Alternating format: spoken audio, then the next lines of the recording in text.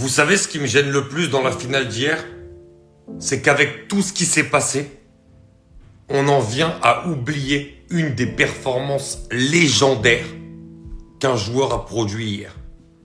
Parce que je vous jure que le match de Yacine Bono dans une finale de Coupe d'Afrique des Nations qu'il a sorti hier contre le Sénégal, on est sur un match légendaire d'un gardien de but.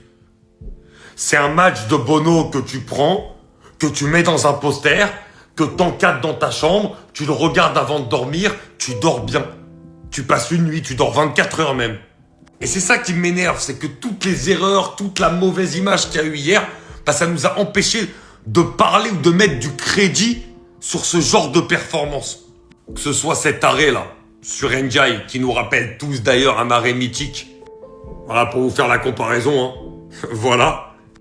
2-3 autres arrêts dans le match qui sortent stratosphériques, et aussi, là où on se dit tous, à vitesse réelle, que c'est un immense raté d'Ndiaye.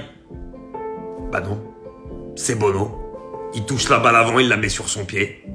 Bien sûr que le joueur, il a plus le contrôle du ballon. C'est extraordinaire. La finale que nous a livré Bono hier, en plus d'avoir été décisif sur les demi-finales, comme il l'a été contre le Nigeria sur la séance de tir au but, c'est extraordinaire.